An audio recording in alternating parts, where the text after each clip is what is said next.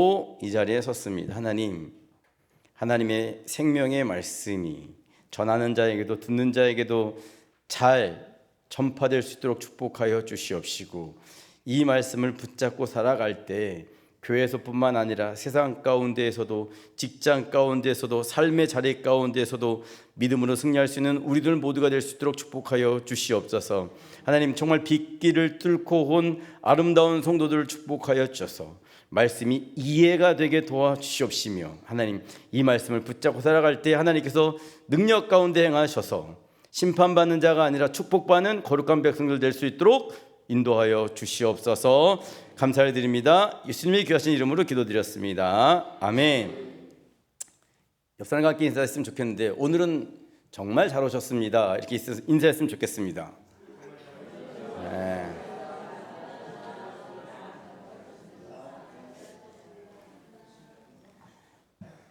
오늘은 정말 잘 오셨습니다. 교회 오신 분들, 그리고 인터넷을 통해서도 함께 예배드리는 모든 분들에게 하나님의 은혜가 함께 하시길 바랍니다. 제목을 어마무시한 것을 정했습니다. 오늘 제목이 복음입니다. 복음. 네, 복음. 바울이 평생에 중요하게 생각했던 것, 잘 제가 전달할 수 있을지 모르겠습니다. 하지만 한번 최선을 다해 보겠습니다. 사도행전 13장부터 이제 많은 것이 달라지게 되죠.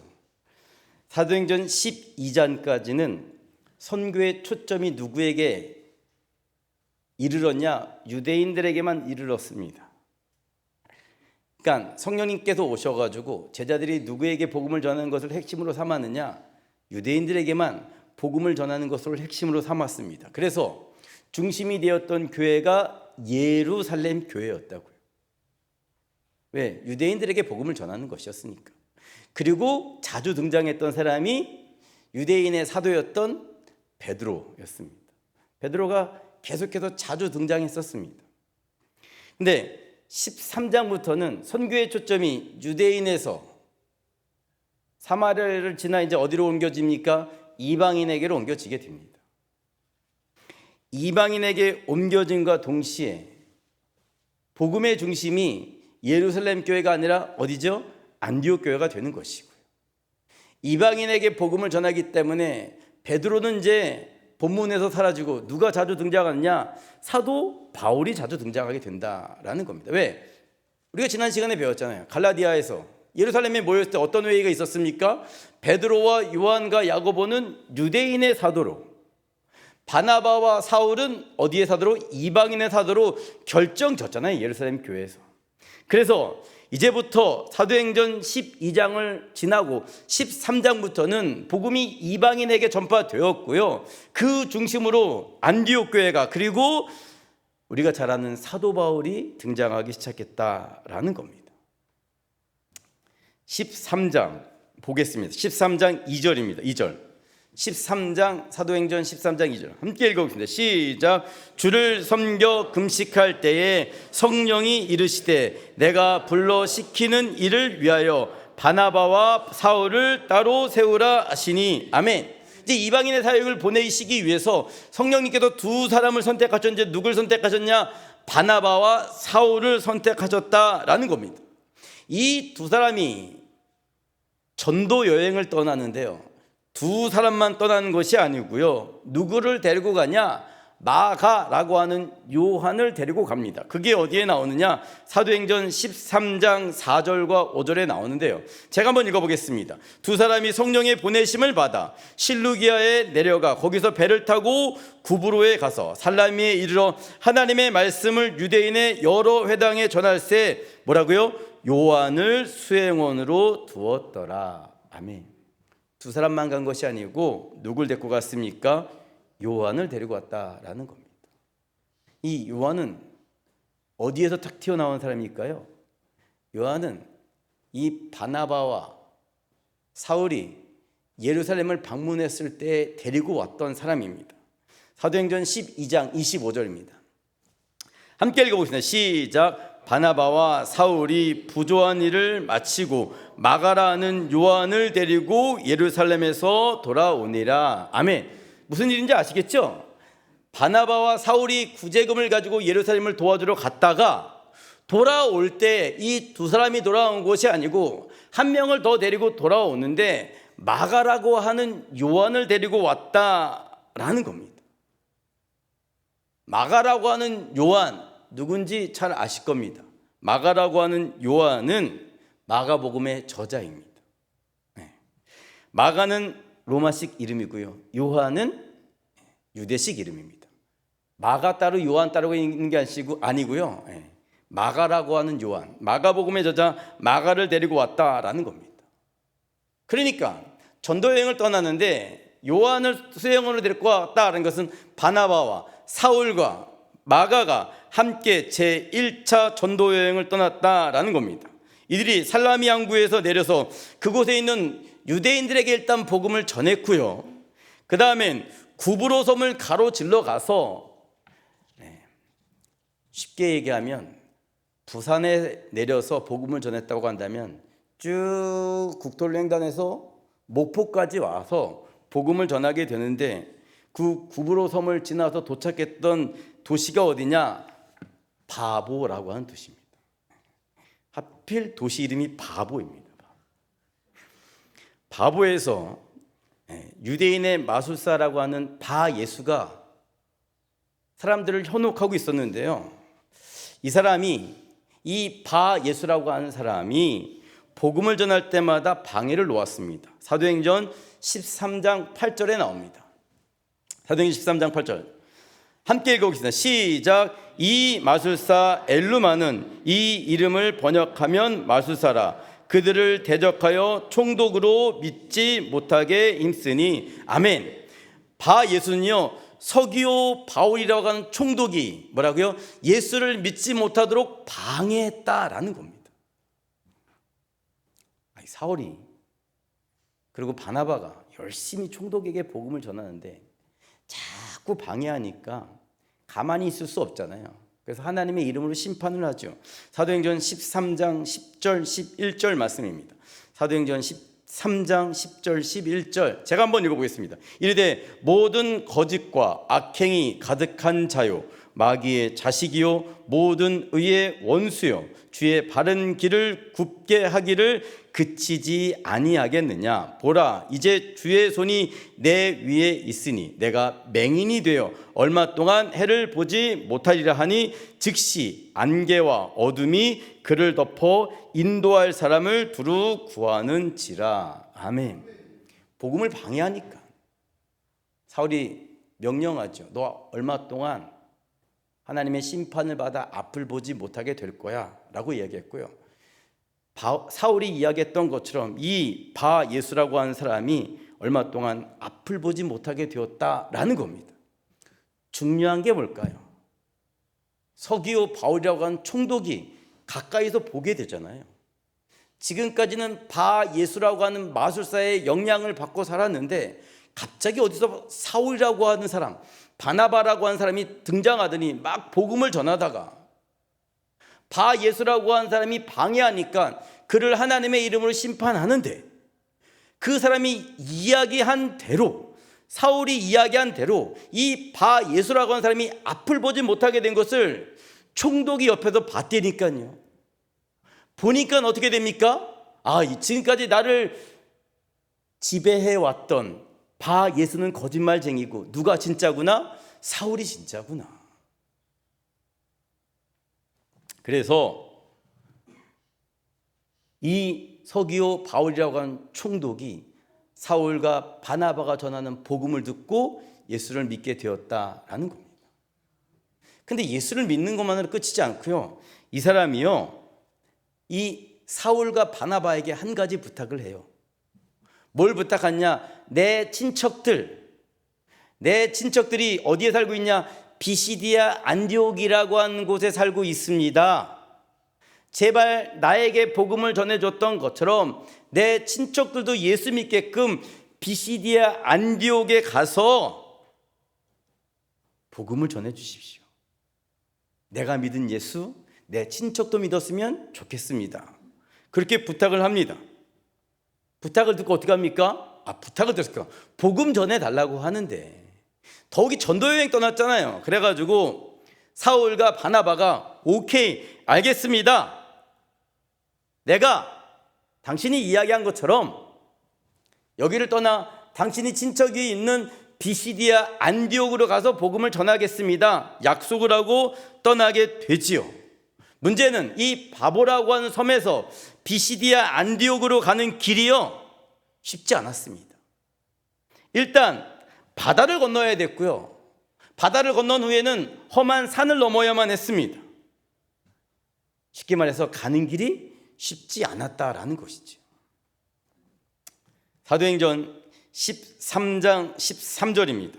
사도행전 13장 13절 함께 읽어보겠습니다. 시작. 바울과 및 동행하는 사람들이 바보에서 배 타고 밤빌리아에 있는 버가에 이르니 요한은 그들에게서 떠나 예루살렘으로 돌아갔다. 이렇게 이야기합니다. 사도행전 13장 13절을 통해서 두 가지 일이 발생했는데요. 하나는 13장 13절서부터는 사울이라고 하는 이름이 사라지고 누가 등장합니까? 바울이라고 하는 이름이 등장을 합니다. 왜요? 이제는 복음을 전해야 되니까. 누구에게? 이방인들에게. 그래서 유대식 이름 사울을 버리고 사도행전 13장 13절부터는 로마식 이름 바울이 등장하게 된다라는 겁니다. 또한 13장 13절에 또 한 가지 사건이 발생하게 되는데 수행원이었던 마가가 전도 여행을 포기하고 되돌아갔다라는 겁니다. 왜 되돌아갔을까요? 복음 전하는 것이 쉽지 않았기 때문에 그렇죠. 준비한 사진 좀 보여주시겠습니까? 저 사진입니다. 저 맨 밑에 있는 섬이 구브로 섬이고요. 도착했던 섬이 살러미, 그 다음에 쭉 온 게 나라를 가로질러 왔던 제 끝에 있는 섬이 바보라고 하는 지역입니다. 거기서 지중해 바다를 건너가야 되는 거예요. 이해가 되시겠죠? 맨 밑에서 위로 올라가야 된다고요. 올라가려면 뭘 통과해야 되냐? 바다를 지나가야 된다고요. 근데 바다를 지나가려고 하니까 이 바다에는요, 풍랑이 자주 발생했습니다. 나중에 고린도후서에서 바울이 그렇게 회고하잖아요. 내가 바다의 위험을 여러 번 당했다라는 것이죠. 아마 마가가 그런 생각하지 않았겠습니까? 이 두 사람 쫓아다니다가 내가 제명이 못 죽겠구나. 그래서 돌아갔다라고 하는 이야기도 있고요. 또 바다를 지나서 저 위에 맨 꼭대기가 비시디아 안디옥입니다. 맨 꼭대기까지 올라가려면 저 초록색을 지나가야 돼요. 저 초록색이 뭘까요? 높은 산이 있었다라는 겁니다. 산에는 누가 많았을까요? 강도들이 많았겠죠. 나중에 바울의 회고록을 보면 바울이 뭐라고요? 내가 강도의 위협을 여러 번 당했다라고 이야기합니다. 그 모습을 보고 마가가 되돌아갔다라고 하는 분들도 있습니다. 아무튼 사도행전 13장 13절을 통해서 두 가지가 나타나는데, 하나는 사울에서 바울로 이름이 바뀌었다. 수행원이었던 마가가 고향으로 돌아가고 이제 두 사람이 다시금 전도 여행을 계속해서 시작하고 있다라는 겁니다. 그리고 오늘 본문 우리가 읽었던 17절서부터 41절까지 굉장히 긴 내용인데, 이건 바울이 비시디아 안디옥에 도착해서 비시디아 안디옥에 있던 사람들에게 전한 하나님의 말씀, 설교 말씀입니다. 예수님의 설교 외에 기독교 역사상 가장 훌륭한 설교문이 바로 이 본문 말씀입니다.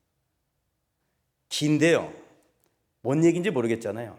단락을 구별해서 읽으면 쉽습니다. 첫 번째 서론 부분은 17절서부터 23절까지입니다. 펜이 있으면 이렇게 표시해 놓으시죠. 서론 부분입니다. 서론 부분은 뭐냐? 간단합니다. 하나님께서 그 아들을 이 땅에 보내셔야 되잖아요. 고개 좀 끄덕끄덕. 하나님께서 그 아들을 보내셔야 된다니까요.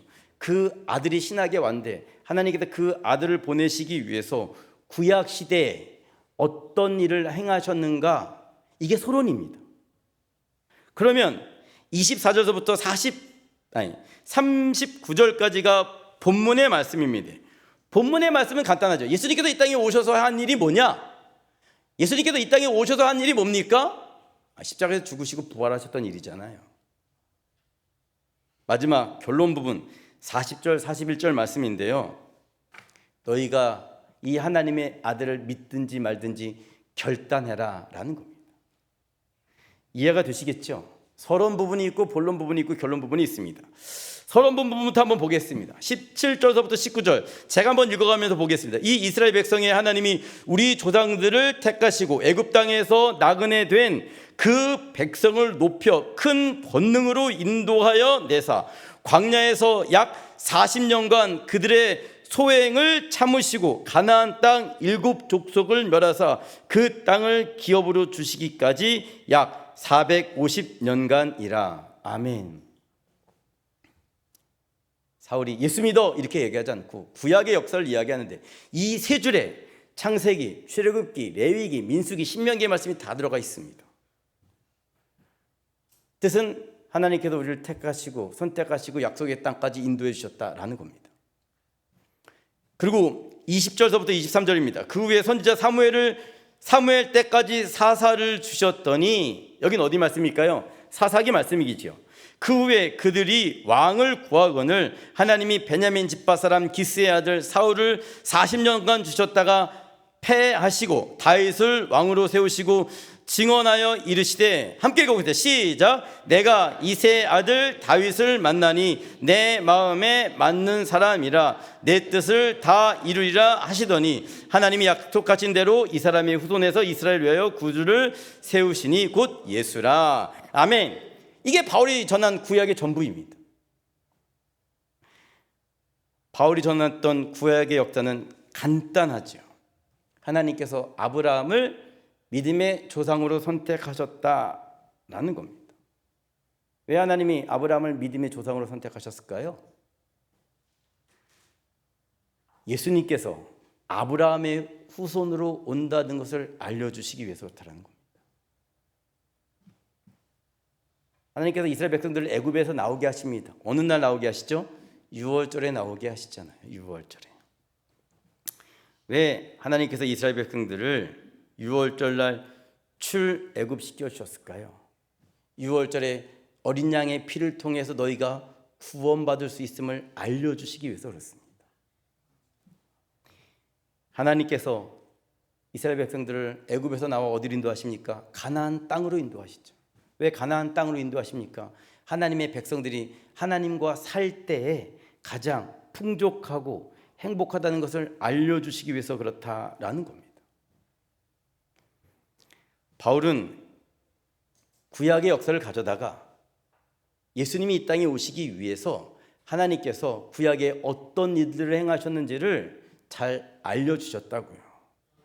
그리고 중요한 말씀 22절, 우리가 너무나도 잘 알고 있는 말씀이죠. 22절, 패하시고 다윗을 왕으로 세우시고 증언하여 이르시되, 함께 읽어보세요. 시작. 내가 이새의 아들 다윗을 만나니 내 마음에 맞는 사람이라 내 뜻을 다 이루리라 하시더니. 아멘.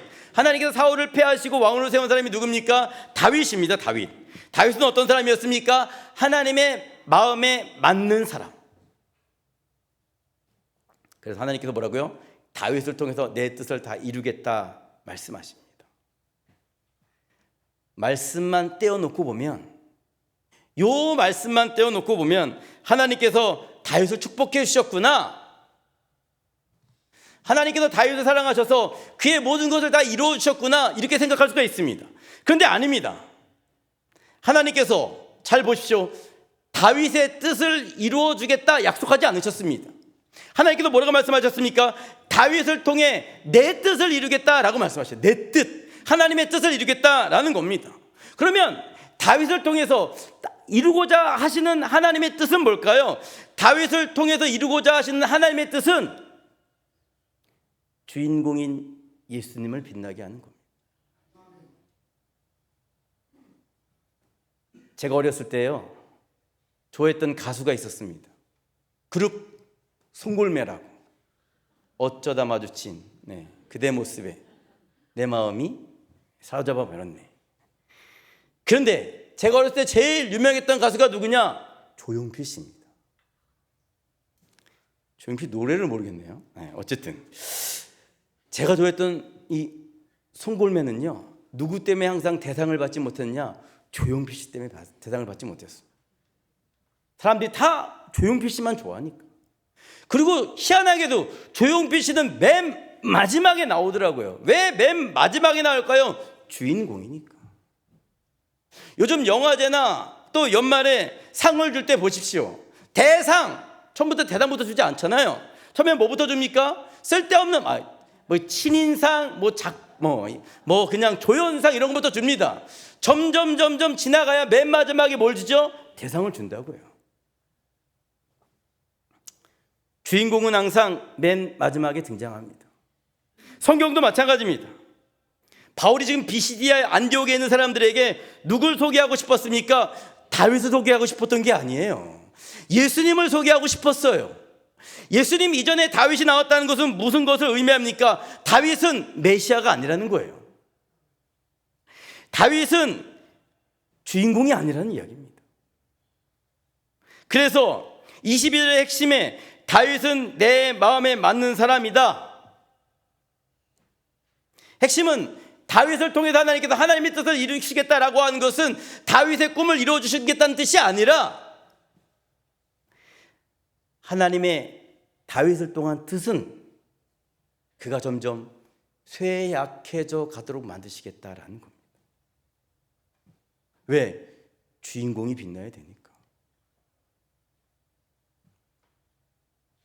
하나님은 다윗을 점점 약해지도록 만드셨습니다. 실제로 바세바 사건 이후에 다윗의 인생이 형통하지 않았습니다. 점점 약해져 갔습니다. 이게 하나님의 뜻이었다고요. 놀라운 건 다윗이 하나님의 마음에 맞아서 점점 강해져 갔던 것이 아니라 다윗이 하나님의 뜻대로 뭐라고요? 점점 약해져 갔다고요. 오늘 본문 24절에 등장하는 세례 요한도 마찬가지입니다. 마태복음 11장 11절에 나오는 말씀인데요. 마태복음 11장 11절 몰라도 됩니다. 예수님께서 제가 한번 읽어보겠습니다. 내가 진실로 너희에게 말하노니 여자가 낳은 자 중에 세례 요한보다 큰 이가 일어남이 없도다. 그러나 천국에서는 극히 작은 자라도 그보다 크니라. 예수님께서 세례 요한을 엄청 칭찬하셨어요. 여자가 낳은 자 중에 이만한 사람이 없다. 세례 요한 정말 위대한 선지자다 라고 말씀하셨습니다. 왜 세례 요한이 예수님께 칭찬을 받았을까요? 그는 주인공이 누군지 알았기 때문에. 세례 요한이 어떻게 고백하냐? 요한복음 3장 30절에 나옵니다. 요한복음 3장 30절 함께 읽어보세요. 시작. 그는 흥하여야 하겠고 나는 쇠하여야 하니라. 아멘. 요한이 사람들 앞에서 뭐라고 이야기합니까? 흥해야 될 뿐, 점점 강해져야 될 뿐은 예수님이고 나는 뭐라고요? 약해져야 된다. 오늘 새벽에 봤는데요. 바울도 마찬가지입니다. 고린도전서 4장 10절 없을 겁니다. 찾아보겠습니다. 고린도전서 4장 10절 신약 성경 267쪽에 있습니다. 고린도전서 4장 10절 말씀입니다. 고린도전서 4장 10절 신약 성경 267쪽에 있습니다. 신약 성경 267 함께 읽어보겠습니다. 시작. 우리는 그리스도 때문에 어리석으나 너희는 그리스도 안에서 지혜롭고 우리는 약하나 너희는 강하고 너희는 존귀하나 우리는 비천하여. 아멘. 바울이 지금 예수님을 믿고요. 어떻게 되었냐면 어리석게 되었습니다. 원래 강했던 사람이었는데 똑똑했던 사람인데 지혜로운 자였는데 예수를 믿음으로 말미암아 스스로 어리석게 되었다라는 겁니다. 바울이 예수를 믿기 전엔 강했던 사람입니다. 근데 누구 때문에? 예수님 때문에 약해졌대요. 예수 믿기 전에는 부자였는데 예수님을 믿고 나서는 뭐라고요? 비천하게 되었다라는 겁니다. 왜? 누가 강해져야 되니까? 예수가 강해져야 되니까.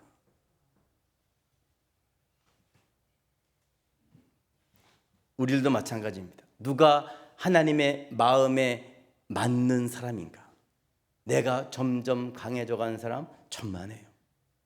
내 안에 예수님이 살아서 주인되고 나는 점점 약해져 가는 사람.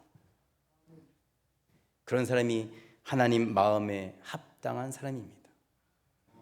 나는 죽고 예수로 더불어 살아가는 우리들 모두가 되시기를 주님의 이름으로 부탁을 드립니다. 그리고 이제 오늘의 본문의 핵심이 복음입니다. 복음. 지금까지 여러분들이 들었던 모든 설교의 기본이 복음이잖아요. 복음이 뭡니까? 복음은 십자가와 부활입니다. 다시 한번, 복음이 뭐라고요? 복음은 십자가와 부활이다라는 겁니다. 고린도전서 15장 3절 4절에 나옵니다. 함께 읽어보겠습니다. 시작. 내가 받은 것을 먼저 너희에게 전하였노니 이는 성경대로 그리스도께서 우리 죄를 위하여 죽으시고 장사 지낸 바 되셨다가 성경대로 사흘 만에 다시 살아나사. 아멘. 복음은 간단합니다. 바울이 일평생 전했던 복음은 십자가와 부활밖에 없다라는 겁니다. 복음만 알면 됩니다. 그러면 복음을 정확하게 알고 계신지 한번 확인해 보자고요. 우리가 먼저 예수 십자가가 우리에게 주는 의미는 뭡니까? 대답 안 하셔도 됩니다. 성경에 나와 있습니다. 사도행전 13장 38절, 오늘 우리가 읽었던 본문 38절, 13장 38절입니다. 사도행전 13장 38절 함께 읽어보세요. 시작. 그러므로 형제들아 너희가 알 것은 이 사람을 힘입어 죄사함을 너희에게 전하는 이것이며. 아멘. 모든 사람이 죄를 져가지고 하나님의 심판을 받아야 되는데요, 우리의 죄를 대신해서 누가 십자가에 못 박혀 죽으셨다고요? 예수님이 십자가에 못 박혀 죽으셨다라는 겁니다. 그래서 예수님의 십자가가 나에겐 복음이죠. 왜? 내가 죽어야 되는데 누가 대신 죽었으니까? 예수님이 죽으셨으니까. 십자가는 우리에게 복음, 기쁜 소식이라고요. 그러면 부활은 왜 우리에게 기쁜 소식입니까? 예수님이 죽으셨다가 살아나는 것, 죽음의 첫 열매가 되셨고 죽었다가 살아나셨고 또 우리를 위해서 하나님의 나라의 집을 예배하도록 하셨고, 그게 오늘 우리가 무슨 상관이 있냐고요. 우리 부활절날 음식도 만들어 먹었잖아요. 기간별로. 다 음식도 해가는데 열심히 부활절을 예배하고 열심히 부활절날 찬양도 하고, 부활의 의미가 도대체 나에게 무슨 의미가 있냐고요. 사람들이 십자가의 의미는 안 되니까, 왜? 나를 위해서 죽으셨으니까. 그런데 부활이 나와 무슨 상관이 있냐고. 부활이 우리에게 복음인 것은 예수님의 부활을 통해서 우리가 하나님께 죄 용서함을 받았기 때문입니다.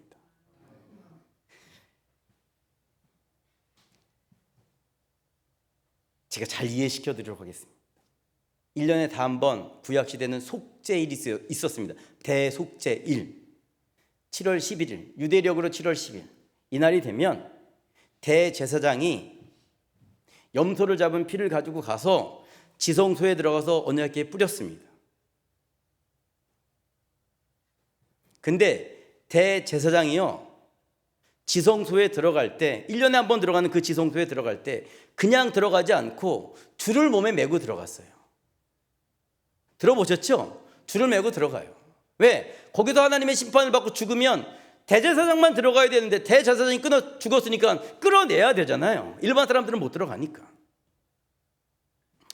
그런데 지성소에 들어갔던 대제사장이 죽어서 나오면 우리가 하나님께 용서함을 받은 것입니까? 받지 못한 것입니까? 받지 못한 것이죠. 대제사장이 들어가서 하나님께 우리의 죄를 위해서 고백하고 뭐라고요? 살아서 걸어 나와야지만 그 해 하나님께서 이스라엘 백성들의 모든 죄를 용서하신 거예요. 십자가도 마찬가지예요. 예수님께서 우리의 죄를 위해서 죽으셨다고요. 죽으신 것으로 끝나면 하나님께서 우리의 죄를 용서하는지 안 용서하는지 모르잖아요. 어떻게 돼야 됩니까? 대제사장이 살아서 걸어 나와야지만 하나님께서 용서하신 것처럼 예수님께서 죽음을 이기고 걸어 나오셔야지만 뭐라고요? 우리가 용서함을 받은 게 되는 거예요. 예수님께서 아직까지 땅속에 묻어 있다고 한다면 우리는 하나님께 용서받지 못한 게 되는 거예요. 꼭 예수님께서 죽음을 이기시고 살아나오셔야지만 그게 우리가 하나님께 죄 용서함을 받는 게 되었다라는 겁니다. 그러니까 예수님의 부활하심은 우리에게 왜 복음이냐? 하나님께서 우리의 죄를 용서해 주셨다는 증거이기 때문에 그렇습니다. 이제 십자가와 부활을 아시겠죠? 바울이 교회를 엄청나게 핍박했던 사람입니다.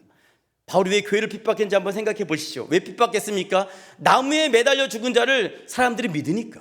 나무에 매달려 죽은 것은 어떤 의미가 있습니까? 하나님께 저주받았다는 의미가 있어요. 율법주의자였던 바울이 나무에 매달려 하나님께 저주받은 자를 왜 믿어? 그래서 열심히 교회를 핍박하다가 누굴 만나게 됩니까? 부활하신 예수님을 만났다고요. 부활하신 예수님을 만나는 순간 율법에서 이야기했던 저 하나님께서 말씀하셨던 메시아가 예수님이구나. 저분을 통해서만 내가 용서함을 받을 수 있고 구원함을 받을 수 있구나. 그래서 부활하신 예수님을 만나는 순간 그의 인생이 180도 달라진 겁니다. 율법 아래에 있던 바울이 부활의 예수님을 만나는 순간 하나님 앞에서 의인이 되었다니까요. 이렇게 십자가와 부활의 의미를 깨달았던 바울이 일평생 다니면서 전했던 게 뭐냐? 십자가와 부활이었다는 것이죠. 그러므로 부활이 없는 십자가는요 아무런 의미가 없습니다. 왜? 예수님이 죽으신 것만으로 제 용서가 안 되기 때문에. 꼭 뭐가 이루어져야 된다고요? 부활이 이루어야지만 우리의 죄가 용서함을 받고 우리가 의인이 되었다라는 것이죠. 이게 복음입니다. 이게. 그리고 결론입니다.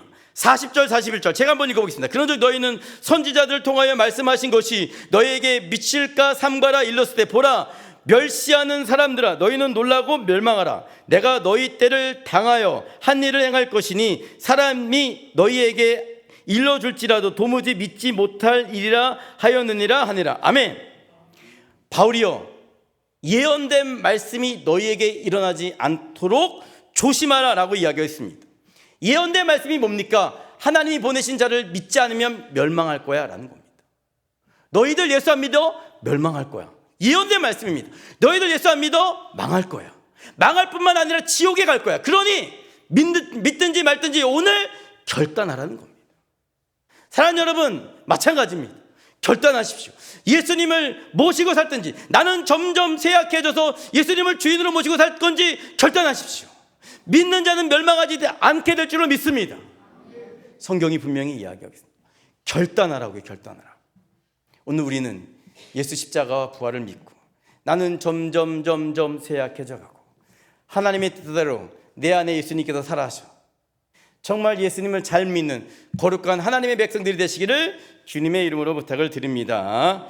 이 시간 찬송 165장 힘차게 찬양하면서요